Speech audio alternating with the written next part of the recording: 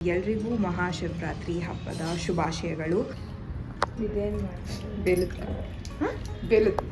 ಜೋರಾಗಿ ಮಾತಾಡೆ. ಬೇಲ್ದಣ್ಣು ಇರು ಕಟ್ ಮಾಡಿ ಪಪ್ಪ, ಶಿವರಾತ್ರಿ ಹಬ್ಬ ಏನಕ್ಕೆ ಸೆಲೆಬ್ರೇಟ್ ಮಾಡೋದು ಅಂತ ಹೇಳಿ. ಮಸಣದ ಬೂದಿಯನು ಮೊಸಲಿಗಿಟ್ಟವನವನು. Okay, thank you. ವೆಲ್ಕಮ್ ಚಿನ್ನ.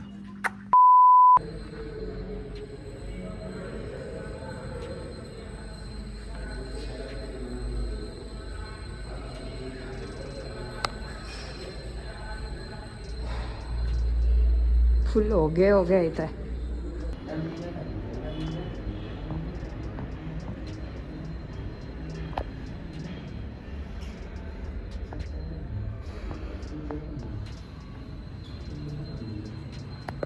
ಹಾಯ್ ಎಲ್ರಿಗೂ ನಮಸ್ಕಾರ, ನಾನು ನಿಮ್ಮ ಸ್ಫೂರ್ತಿ ರಮತಾ. Welcome back to my YouTube channel. So ಇವತ್ತು ಮಹಾಶಿವರಾತ್ರಿ. ಸೊ ಎಲ್ರಿಗೂ ಮಹಾಶಿವರಾತ್ರಿ ಹಬ್ಬದ ಶುಭಾಶಯಗಳು. ಆ್ಯಂಡ್ ನೀವು ಏನೇನು ವಿಶಸ್ ಮಾಡ್ಕೊಂಡಿದ್ದೀರಾ ಎಲ್ಲ ಬೇಗನೆ ಟ್ರೂ ಆಗಲಿ. ನಿಮ್ಮ ಡ್ರೀಮ್ಸ್, ನಿಮ್ಮ ವಿಶಸ್ ಏನೇನು ಬೇಡ್ಕೊಂಡಿದ್ದೀರಾ ಎಲ್ಲ ಪೂರೈಸಲಿ ಎಲ್ಲ ಕನ್ಸೆಲ್ಲ ನನಸಾಗಲಿ ಅಷ್ಟೇ. ಸೊ ಈ ಶಿವರಾತ್ರಿಗೆ ಜಾಸ್ತಿ ಏನಿಲ್ಲ. ನಮ್ಮಮ್ಮ ಯಾವಾಗೂ ಹಬ್ಬ ನಾವೇನು ಜಾಸ್ತಿ ಮಾಡಲ್ಲ ಅಂತ ನಾನು ಇವಾಗ ತೋರಿಸ್ತೀನಿ. ನಮ್ಮಮ್ಮ ಯಾವಾಗೂ ಎಲ್ಲ ಹಬ್ಬಕ್ಕೂ ಹೀಗೆ ಮಾಡ್ತಾರೆ. ಆ್ಯಂಡ್ ತಿಂಡಿ ಕೂಡ ಅಷ್ಟೇ ಎಲ್ಲ ಮಾಡಿರ್ತಾರೆ. ಬಟ್ ಸ್ಟಿಲ್ ಹಬ್ಬ ಮಾಡಲ್ಲ ಅಂತ ಹೇಳ್ತಾರೆ ಅಷ್ಟೇ. ಆ್ಯಂಡ್ ಆಲ್ಸೋ ಪಪ್ಪ ನನಗೆ ನಾನು ಎವ್ರಿ ಮಂತ್ ನೇಚರ್ಗೆ ಒಂದಷ್ಟು ಥಿಂಗ್ಸ್ ಹಾಕ್ತೀನಿ. ಸೊ ಅದನ್ನು ಮಾಡಬೇಕು. ನಾನು ಬರ್ಡೇ ದಿವಸ ಮಾಡಬೇಕಿತ್ತು, ಬಟ್ ದೆನ್ ನಾನು ಮರ್ತೋಗಿದ್ದೆ. ಸೊ ಇವತ್ತು ಶಿವರಾತ್ರಿ ಆಗಿರೋದ್ರಿಂದ ಇವತ್ತೂ ಮಾಡ್ಬೋದು ಅಂತ ಹೇಳಿದರು. ಸೊ ಅದನ್ನು ಮಾಡಿಬಿಟ್ಟು ಬರೋಣ. And that's it. ಇವತ್ತಿನ ಬ್ಲಾಗಲ್ಲಿ ಜಾಸ್ತಿ ಏನೂ ಇರಲ್ಲ. ಮಮ್ಮಿ ಏನೇನು ತಿಂಡಿ ಮಾಡಿದ್ದಾರೆ ಅದನ್ನು ತೋರಿಸ್ತೀನಿ. ಸೊ ಇವತ್ತು ಪಪ್ಪ ಮಿಡ್ ನೈಟ್ ಅನಿಸುತ್ತೆ ರಾತ್ರಿ ಪೂರ್ತಿ ಮೆಡಿಟೇಷನ್ ಮಾಡ್ತಾರೆ. So I thought of attending. ನನಗೆ ಆಲ್ಮೋಸ್ಟ್ 2-3 ಡೇಸ್ನ ನಿದ್ದೆ ಇಲ್ಲ, ಹುಷಾರು ಇಲ್ಲದೆ ಇರೋದ್ರಿಂದ. ಬಟ್ ಇವತ್ತು ಏನು ಮಾಡ್ತೀನಿ ಅಂದರೆ ಮಧ್ಯಾಹ್ನ ಮಲ್ಕೊಂಡ್ರೆ ನಾನು ನೈಟ್ ನಿದ್ದೆ ಬರೋಲ್ಲ. ಸೊ ಮಧ್ಯಾಹ್ನ ಮಲ್ಕೊಂಡ್ಬಿಡ್ತೀನಿ. ಸೊ ನೈಟ್ ಫುಲ್ ಅಟೆಂಡ್ ಮಾಡ್ಬೋದು. ಸೊ ಇವತ್ತು ಮೆಡಿಟೇಷನ್ ಕ್ಲಾಸ್ನ ಅಟೆಂಡ್ ಮಾಡೋಣ. ನಾನು ಪೂರ್ತಿ ಕ್ಲಾಸ್ ಏನಿದೆ ಅದನ್ನು ಆಬ್ವಿಯಸ್ಲಿ ತೋರ್ಸೋಕ್ಕಾಗಲ್ಲ. ಬಟ್ ದೆನ್ ಮಹಾಶಿವರಾತ್ರಿ ಬಗ್ಗೆ ಮೇ ಬಿ ಪಪ್ಪ ಕೈಲಿ ಒಂದಷ್ಟು 1 ಮಿನಿಟ್ ಆ ಥರ ಟಾಕ್ ಕೇಳೋಣ. ಏನಾದರೂ ಮಹಾಶಿವರಾತ್ರಿ ಏನು ಸ್ಪೆಷಲ್ಲು ಶಿವರಾತ್ರಿಗೆ ಅಂತ ನಿಮಗೆ ಅದ್ರ ಬಗ್ಗೆ ಇನ್ಫಾರ್ಮೇಷನ್ ಕೊಡ್ತೀನಿ ಪಪ್ಪನ ಕೇಳಿಬಿಟ್ಟು. ಆ್ಯಂಡ್ ಅಷ್ಟೇ, ನಾನು ಇವಾಗ ಹೋಗಿ ಅದನ್ನ ಮಾಡಬೇಕು. ಬಿಕಾಸ್ ನಾನು ಇನ್ನೂ ತಿಂಡಿ ತಿಂದಿಲ್ಲ, ತುಂಬ ಹೊಟ್ಟೆ ಹಸಿತಾ ಇದೆ. ಸ್ನಾನ ಮಾಡಿ ಇವಾಗ ಪೂಜೆ ಮಾಡಿ ಅಲ್ಲಿ ಹೋಗಿ ವಾಪಸ್ ಬರೋಣ. ಬೇಲ್ದಣ್ಣು. ಜೋರಾಗಿ ಮಾತಾಡೆ. ಬೇಲ್ದಣ್ಣು ಇರು ಸರಿ ಏನು ಸರಿ ಪಾಸ್ ಮಾಡಿದ್ದೀನಿ. ಸ್ಟಾರ್ಟ್. ಬೇಲ್ದಣ್ಣು.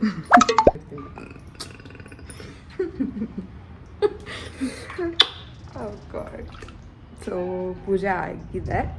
ನಾನು ತೋರಿಸ್ದೆ ತಾನೆ ಆವಾಗೇ ತೋರಿಸಿಲ್ಲ. ಮೇ ಬಿ ಇವಾಗ ಹಿಂಗೆ ಬರುತ್ತೆ. ಆ್ಯಕ್ಚುಲಿ ಬೆಳಗ್ಗೆ ಮಾಡಿದರೆ ಫುಲ್ ಹೊಗೆ ಇತ್ತು ಮನೆ ಫುಲ್ಲು. ಅದಕ್ಕೆ ನಾನು ಮಾಡಿಲ್ಲ. ನಾನು ಮಾಡಿದಾಗೂ ಸ್ವಲ್ಪ ಬ್ಲರ್ ಇದೆ ಅನಿಸುತ್ತೆ.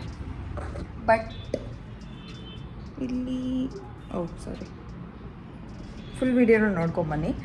ಅಷ್ಟರಲ್ಲಿ ನಾನು ಹೋಗಿ ನೇಚರ್ಗೆ ಏನು ಸರ್ವ್ ಮಾಡ್ತೀನಿ ನಾನು ಅದು ಥಿಂಗ್ಸ್ ನಾನು ನಿಮಗೆ ತೋರ್ಸೋಕ್ಕಾಗಲ್ಲ. ಬಟ್ ದೆನ್ ಹಿಂಗೆ ಒಂದು ಕ್ಲಿಪ್ ಈಗ ಹಾಕ್ತೀನಿ. ಓಕೆನಾ? ಅಷ್ಟೇ. ಎಕ್ಸ್ಪೋಜರ್ ಅಷ್ಟೊಂದು ಮಾಡಿದ್ದೆ. ಆಫೀಸ್ ಝೂಮ್ ಮಾಡಿಬಿಟ್ಟು ಅಮೇಝು.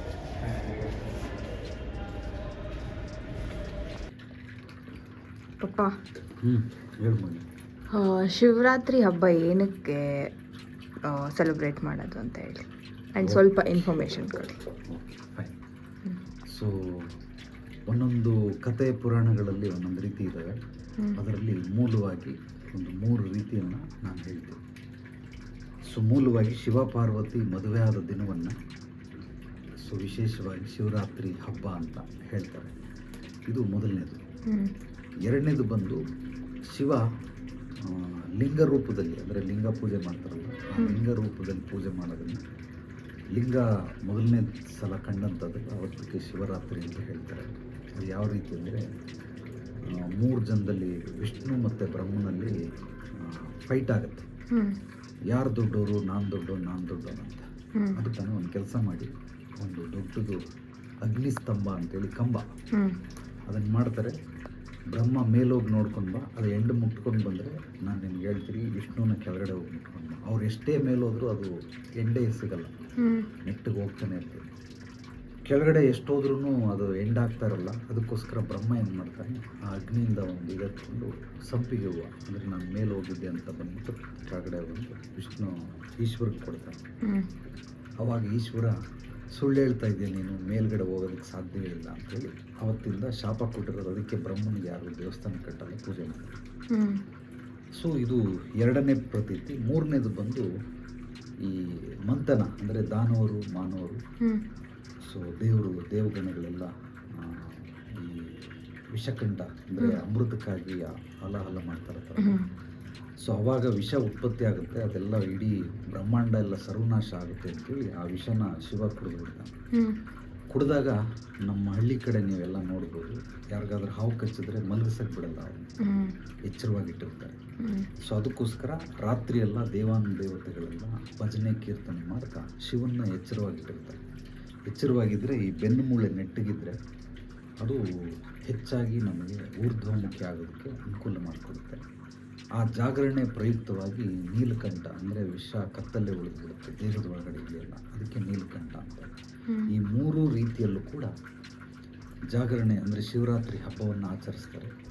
ನಾವು ಅದನ್ನು ಪರಿಪೂರ್ಣವಾಗಿ ಅರ್ಥ ಮಾಡಿಕೊಳ್ಳದೆ ಕೆಲವರು ಉಪವಾಸ ಮಾಡ್ತಾರೆ, ಬಹಳ ಒಳ್ಳೆಯದು. ಉಪವಾಸ ಅಂತಂದರೆ ಅರ್ಥ, ಉಪ ಅಂತಂದರೆ ಉಪಸ್ಥಿತಿ ಅಂತಂದರೆ ನಮ್ಮ ಎದುರುಗಡೆ ಇರುವಂಥದ್ದಕ್ಕೆ ಉಪ ಅಂತಾರೆ. ವಾಸ ಅಂತಂದರೆ ಸಾನ್ನಿಧ್ಯ, ಅಂದರೆ ಉಪವಾಸ ಅಂತಂದರೆ ನಾವು ಶಿವನನ್ನು ಧ್ಯಾನಿಸ್ಬೇಕು, ಕೀರ್ತನೆ ಮಾಡಬೇಕು, ಭಜನೆ ಮಾಡಿಸ್ಬೇಕು. ಸೊ ಇದನ್ನು ಉಪವಾಸ ಮಾಡುವಂಥ ರೀತಿ ನೀತಿ. ಆದ್ದರಿಂದ ವಿಶೇಷವಾಗಿ ಎಲ್ಲವನ್ನು ನಾವು ಮಾಡೋದಕ್ಕೆ ಸಾಧ್ಯವಾಗದಿದ್ರು ಕೂಡ ಇವತ್ತೊಂದು 108 ಶಿವನ ಲಿಂಗವನ್ನು ದರ್ಶನ ಮಾಡಿದ್ರೆ ಬಹಳ ಸರ್ವಶ್ರೇಷ್ಠ. ಆದ್ದರಿಂದ ಅಟ್ಲೀಸ್ಟ್ 108 ಎಲ್ಲೆಲ್ಲಿ ಸುತ್ತಮುತ್ತ ಇರೋದಕ್ಕೆ ಸಾಧ್ಯವಾಗುತ್ತೆ ಅಲ್ಲಿ, ಅಥವಾ ಇಲ್ಲಿ ಕೋಟಿ ಲಿಂಗ ಅಂತಿದೆ, ಅಲ್ಲಿಗೆ ಹೋಗಿ ಬಂದ್ರೂ 1 ಕೋಟಿ ಲಿಂಗಗಳನ್ನು ದರ್ಶನ ಮಾಡಬೇಕು. ಸೊ ಇದು ಶಿವರಾತ್ರಿ ಹಬ್ಬದ ಮಹಿಮೆ. ಓಕೆ, ನೀವು ಇವತ್ತು ನೈಟ್ ಮೆಡಿಟೇಷನ್ ಮಾಡ್ತೀರಲ್ಲ, ಅದ್ರ ಬಗ್ಗೆ?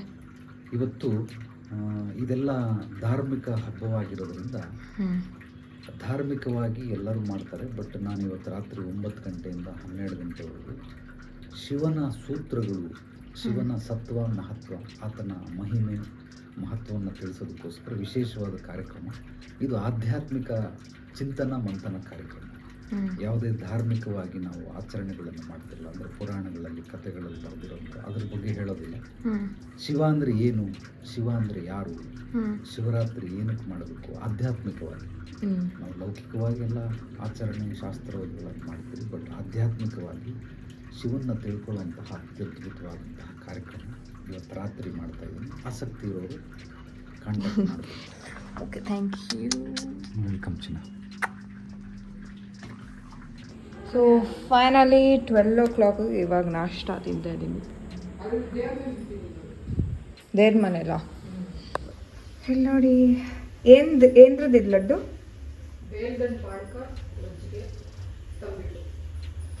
ತಂಬಿಟ್ಟು ಆಯ್ತು, ಮತ್ತೆ ಚಕ್ಲಿ.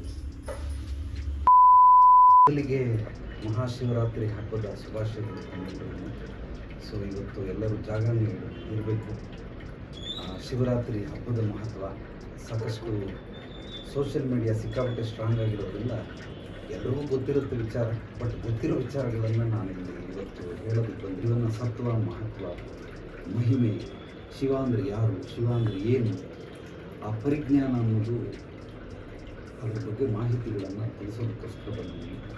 ಅತ್ಯದ್ಭುತವಾದ ವಿಚಾರಗಳನ್ನು ತಿಳಿಸ್ತೀನಿ, ಅದನ್ನು ನೀವೆಲ್ಲರೂ ನೋಟ್ ಮಾಡ್ಕೊಳ್ಳಿ. ಕಡೆಯಲ್ಲಿ ಏನಾದರೂ ಪ್ರಶ್ನೆಗಳಿದ್ದರೆ ನೀವು ಕೇಳಿ ಖಂಡಿತವಾಗಲೂ ಅದನ್ನು ವಿವರವಾಗಿ ತಿಳಿಸ್ತೀನಿ.